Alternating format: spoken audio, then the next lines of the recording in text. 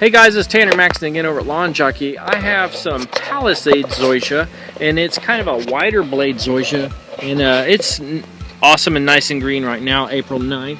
And if you look at it, it's quite a bit wider bladed, kind of like your Saint Augustine. Not quite as wide; it's about half the width, so I'd call it like a medium width blade. But the good thing about this is it's the most shade tolerant of the Zoysias, and it doesn't have runners like St. Augustine. So some people think that St. Augustine looks pretty weedy because of the runners. So this is the most shade tolerant. So if you have tons of shade, and you want to go with Zoysia, you can use this. And but like I said, no runners. So those of you that hate the St. Augustine runners, this is a good answer for you. So, Palisades Zoysia.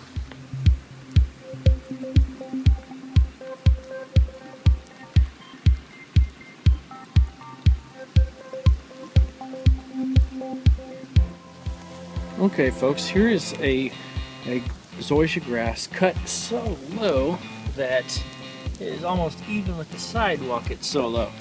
And this grass it's April 9th still, so it's not awesome and beautiful and awesome green, but it is still weed free. It's greening up nicely, as much as can be expected of any Bermuda grass or anything like that. It's probably a little bit greener. You can see there's some rows where they're not alternating their mowing patterns, so they need to do that so they don't get that. But when it's honestly in another couple of weeks, when it's nice and green, you won't even notice that. Look at this.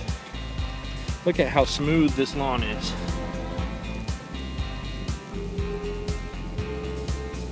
Very cool. Very cool grass indeed. Look at it over here. Man, it's just a solid grass. So this is cut very short. And healthy lawn. This is why grass is awesome. It's because you can cut it this short and it stays healthy. So let's look at the edgings. You see right around the flower bed, all they do is you take a weed eater, you turn it up on its end, and you get yourself a nice crisp edge. Now you can do this with Bermuda grass or St. Augustine or whatever, as long as you do it weekly whenever you do this, and you'll never have grass creeping into your lawn. Creeping into your flower bed, excuse me. But yeah, this Zoysia grass is just awesome.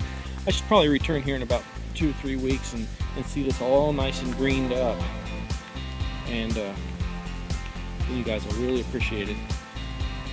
But yeah, that's a smooth, awesome lawn right there. Now this lawn grows taller than all the rest on this street. The last ones that you guys just saw. And you can see how its height is just not too high. Still a really short lawn if you compare it to a Bermuda lawn or something like that.